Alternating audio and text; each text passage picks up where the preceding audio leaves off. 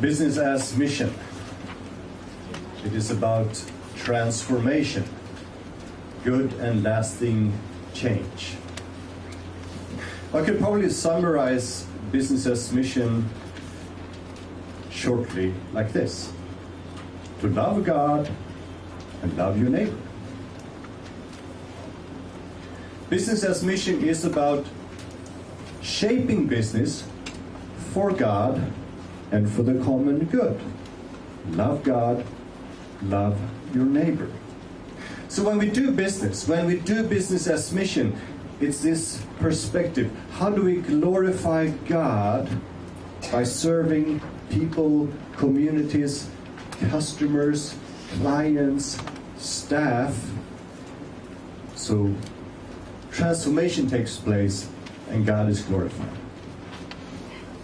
And it does make a huge difference if you do business for God and the common good, or if you don't. We see that even early on in the Bible. 2 big engineering projects. Engineering with or without God. We had one great engineering project, a guy who built a big boat, a shipyard. He did it for God and for the common good, and Noah, through his business, brought salvation to mankind and creation. We had another equally impressive engineering project, the Tower of Babel. But it was not for God, it was not for the common good, it was for us and our pride and our brand name. And that led to the breakdown of society. So it makes a difference how you do business. And we wanted to do it for God and for the common good. And we already referred to Proverbs 31, the godly businesswoman. And she's not just any ordinary housewife, she's actually a businesswoman. And if we read carefully, we'll see every verse more or less is about her business activities. She says she considers a field and she buys it. In business term, that's a market assessment. Out of her earnings, she buys a vineyard. She makes a profit and she reinvests. And she provides garments, she produces garments. She's in manufacturing and retail. You can read about the supply chain she has set up. She makes sure that her cash flow is good. She provides employment. In one English translation it says portions for servant girls. That's job creation. And out of her earnings she gives to the poor. She gives to charity. But not everything, but part of the profit goes to reinvesting to grow the business. And then the Bible concludes, the role model, give her the praise that she has earned. That is, she is a role model of serving God and the common good by doing business. She brought about transformation for individuals, for communities, economically, socially, and spiritually. When we talk about business as mission, it's nothing new. The term may be new, and it's a term in English.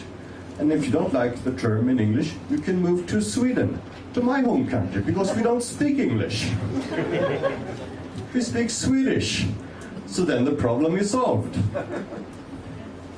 Now, business as mission is actually a rediscovery process of old biblical truths and of praxis throughout history. Because throughout history, there have been men and women doing business for God and the common good.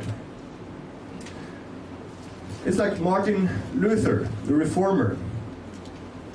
Did he create new biblical truths?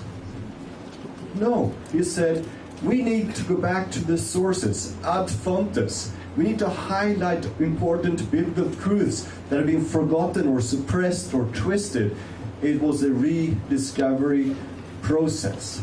And business as mission is likewise a rediscovery process. So let's look what Martin Luther actually said. A cobbler, a smith, a farmer.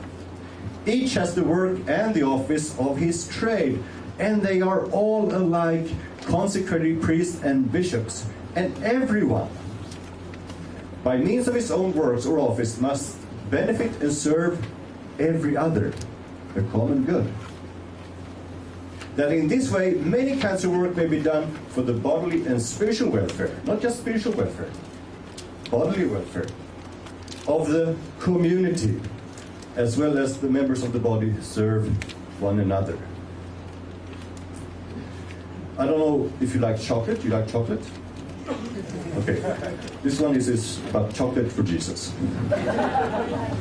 Are you familiar with Cadbury's chocolate? Now, this was started by a group that came out of the Quakers. And the Quakers were a Christian group. They were originally in the UK. Some of them went to America. A famous Quaker was William Penn, Pennsylvania. He started Philadelphia and all that kind of jazz. But what they also did was that this group started Cadbury Chocolate Factory.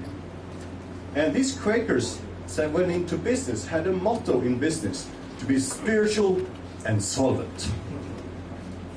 For God and for the common good. So in 1824, about 200 years ago, they started a chocolate factory in Birmingham, thinking through how can we serve God and the common good by making good chocolate. So they were thinking through how can we serve our staff. And this was at the Industrial Revolution when there was a lot of labor exploitation. And they said, that is not godly. So they made sure they provided housing and gardens, nice parks for the workers, and sport fields and swimming pools and playgrounds and heating dressing rooms and computer transport and possibly free chocolate, I don't know. And they also provided morning prayer and daily Bible readings. And this is something you can read about in this book by a descendant of Cadbury, The Chocolate Wars. And they describe what we today would call business as mission. So it's nothing new, but we have quite often, of course, not you in Hong Kong, but the rest of the world, we have often missed the point. And we have created a hierarchy.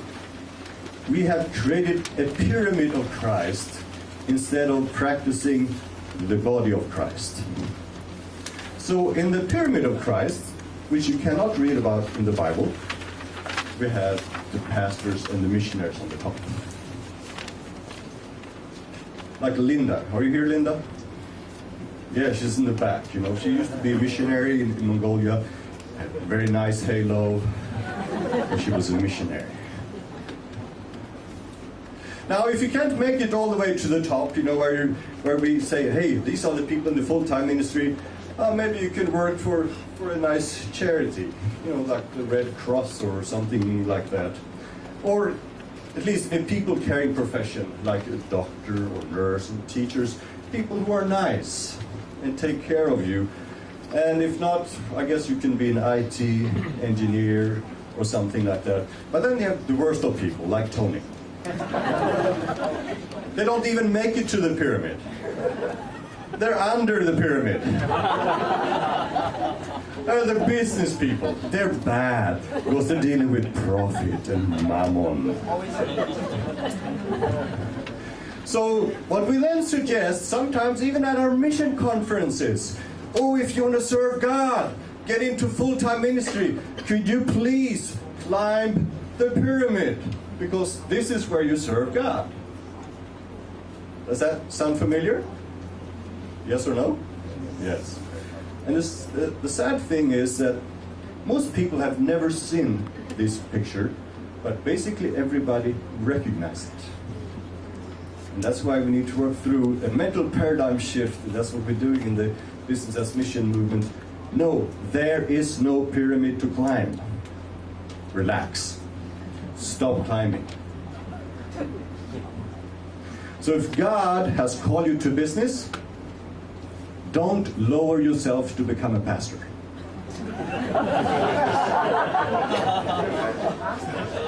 Oh, sorry, James.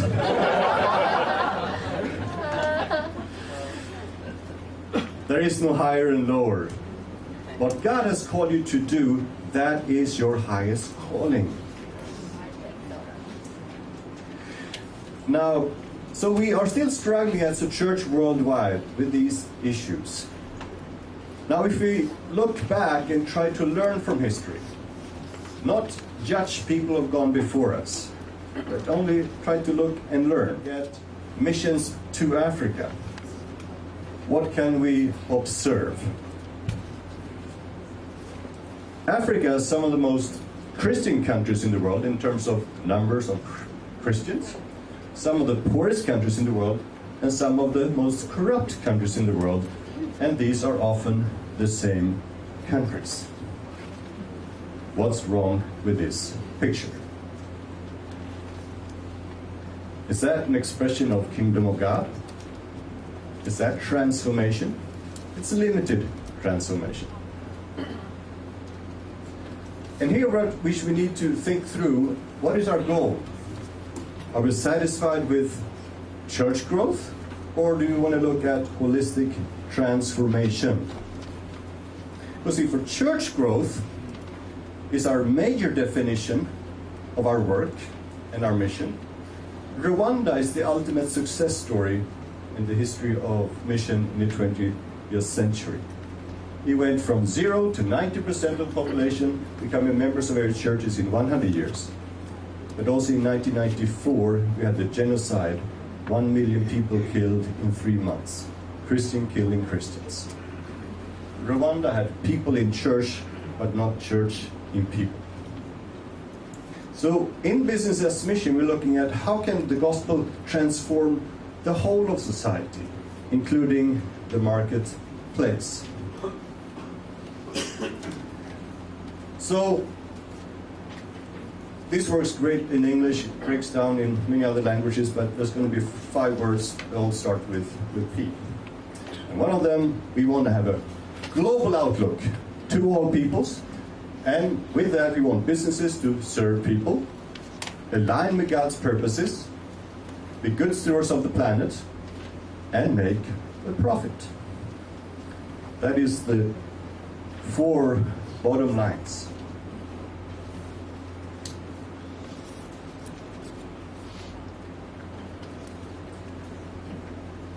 To put it differently in 5 other ways, we're talking about real business, not fake businesses, not just having getting a visa to another country. That's business as fake. This is not just a fundraising method. This is for mission. No, this is business as a mission. We are on a mission to serve God and the common good through business. We're looking at it holistically.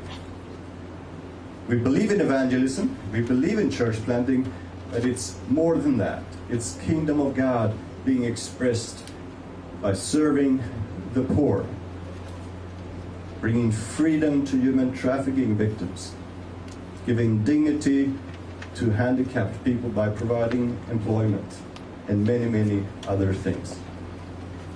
So we can see transformation take place. And business is a godly instrument, not a distraction. How many of you like classical music?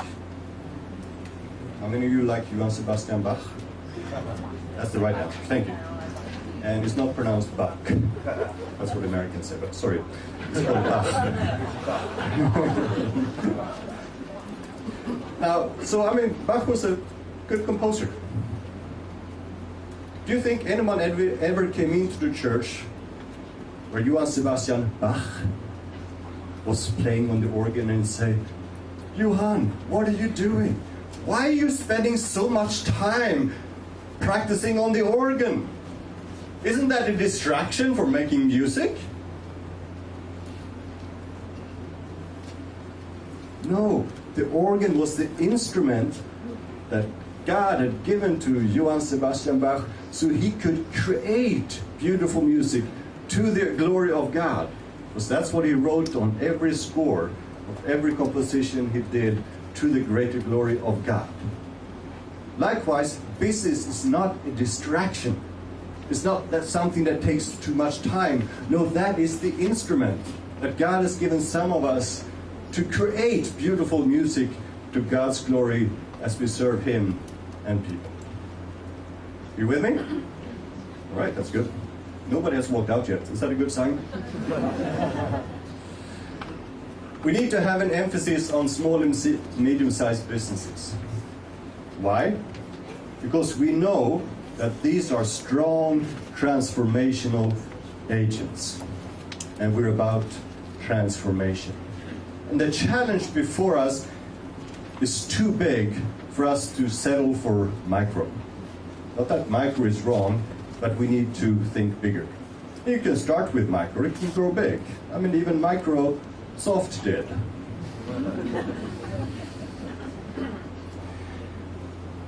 Business as mission is taking Acts 1:8 seriously. Jerusalem, Judea, Samaria, to the ends of the earth. And we're saying we're not settled in Jerusalem. We need to move on. And especially have a focus on the Arab world and Asia, because we find a concentration of many needs: unreached peoples, poverty, unemployment, youth, human trafficking. We don't have time for a deeper analysis, but if we were to look at these things, we see how they actually connect. And the common denominator here is unemployment, lack of jobs, jobs with dignity. So it's a business people hold some very strategic keys to serve the unreached, the poorest, the unemployed, and the youth, and for prevention of human trafficking. The number one root cause for human trafficking is unemployment. So we can never talk about adequate prevention unless we talk about jobs with dignity. Now, I have some good news and I have some bad news.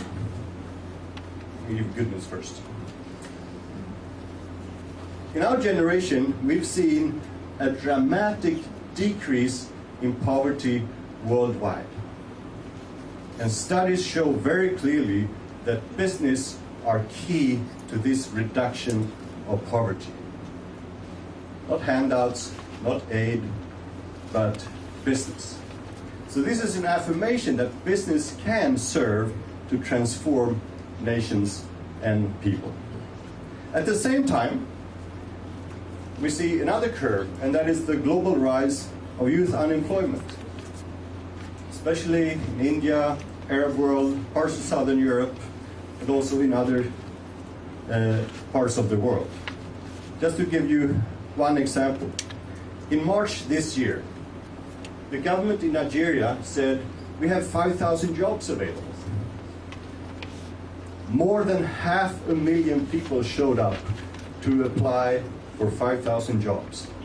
It was such a riot and so forth. It was a stampede, and people were killed and injured.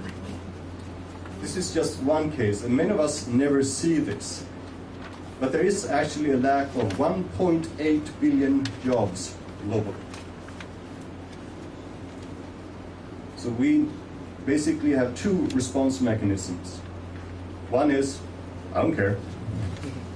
Or number two, how can we as Christians, together, church, mission, and business, serve these people who have a great need for jobs, and jobs with dignity? As we do this, we need to recognize that we are in a triangular drama. Because I can tell you, I've been doing this for about 20 years around the globe, and it sometimes becomes pretty dramatic, traumatic, when you try to bring church and mission and business people together. Somehow we need to think through, and that's why I'm glad in this room today we have people will focus on church or mission or business, and we need to find ways of how do we work together. And why is that important? Well, the church needs to affirm, equip, and deploy people to service, also in the marketplace. Mission agencies make sure we don't get stuck in Jerusalem, but we have this global thrust to all peoples, to the ends of the earth. And mission agencies have special core competencies towards that goal. At the same time, we need to do real business. Having observed business as mission initiatives around the globe now for 20 years on all continents, one of the most common factors for failure is that it is the wrong people trying to do the right thing. Not engaging business people to do business for God and the common good. So, as we're looking at ways of working together in this triangle, and it doesn't necessarily have to be formal, that's not the point, but what can we learn from one another, where can we cooperate? We should recognize we should cooperate when needed and possible and beneficial, but we mustn't confuse. Since many of you are representing mission agencies, be aware of this. When you look at churches and mission agencies and NGOs on the one hand, and businesses on the other hand, we operate on different paradigms. A non-profit paradigm, a for-profit paradigm. You can't, as a mission agency, say, well, we're doing literature, children's work, and we have some orphanages, and now we're going to have a business as mission program too. They're two different paradigms. Not good or bad, black or white, it's just different. So we have different ways of operating. And different skill sets are needed.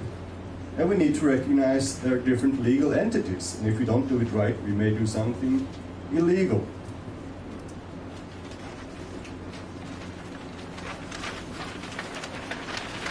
So, in traditional mission work, we operate as non-profit, registered charities, or something like that. And there you have a business for profit. So here you operate on donations. Here is investment. When you give to church or to mission, people don't expect it, if you give offering us on a Sunday morning, they don't come the next Sunday and say, can I have my money back now? Right? I don't know, maybe there are churches like that, but I haven't. Whereas here, people invest, and you talk about return on investment. Then there's another immediate issue. We need to expand our understanding of return on investment. So return on investment can be social and spiritual and community-wide, and not just in money terms for an investor. Here we do a project plan and a budget, and then we raise some funds, and then we do it, and then sometimes it works and sometimes it didn't. And here we do a business plan, and sometimes we do and sometimes we don't. Sometimes it works anyway. We have missionaries and business people, and these raise support, but people in businesses, they actually expect to get a salary. It's not rocket science, maybe, but I've seen it. That's why I have it here, is because I've seen so many times over the years when groups here want to get into BAM, this is the paradigm, this is the modus operandi. They think we can just do this over here. No, think through what is what. So cooperate, but don't confuse. Does that make sense? We're almost done, as you can see, so there's hope. I often get a question, so what's the difference between this and tent making? Now, they're complementary emphasis, so they're not opposed to one another. Sometimes you talk about marketplace ministries in general. And in one sense, one may say marketplace ministries in general are focusing on every Christian in the world that holds a job outside the church. And that's good. That's quite a few people. And they often think about how do we do that in our Jerusalem. And that's often where many tent makers are as well. And these are good stuff. In Business as Mission, we're thinking, how do we shape business for God and for the common good? So here we have the job makers. Here we often have those who take up a job. Doesn't mean they take it from somebody else, they just have a job. All right? We often focus on the entrepreneurs, the owners and operators, but not exclusively. And here's the employees in general. Here we're looking at how do we shape business? How do we start and grow businesses, small, medium-sized, and beyond, who can have a holistic impact on people, on communities, and nations, have a positive impact economically, socially, environmentally, and spiritually. And to be able to shape a business, you need to have a major influence on that business. And there you focus on work in general. There is often the focus on that societal transformation, and tent making is often focusing on witness and testimony at work and through work. So they're complementary. It's not either or, not good and bad, just to have a little bit of a distinction. So, how can you get involved? Well, you came to the first Hong Kong BAM Summit. That's good. And there's always more to learn. Tony and team has made sure there's now a lot of Business as Mission material in Chinese at ChineseBAM.com. We have a global think tank on Business as Mission with 30 plus working groups from all over the world looking at to these issues. What does it mean, Business as Mission in Mongolia and Bangladesh, in Latin America, and so forth, but also when it comes to business as mission, church planting, human trafficking, poverty, doing business as mission in Haiti, and so forth. And all those reports, which is the best quality thinking that's done in our generation on this by the key people who are doing it. You can find that here at the bamthinktank.org. Preach, teach, and share. If you're a pastor, affirm, equip, deploy business people into the marketplace. Then you can invest. Tony Chun Chang-ong, who will speak here later, and we are associated with a group called IBEX, and we focus on the 1040 window, how to grow businesses in size and impact, especially among unreached peoples. And you can become an investor with us. Partners Worldwide is another good group. And what's your name again? It's a good friend of mine. What's your name again? No, I'm just kidding. Doug Seebeck will share later. So you can also become a mentor. Many business people are saying, hey, could you help us? What's your experience? Thinking through how do you shape business for God and common good? Because that's what we need to do, review and reshape businesses. And the sky is not the limit. There's so many things you can do. And then lastly, the best things in life are free. Love, care, and my website. Thank you.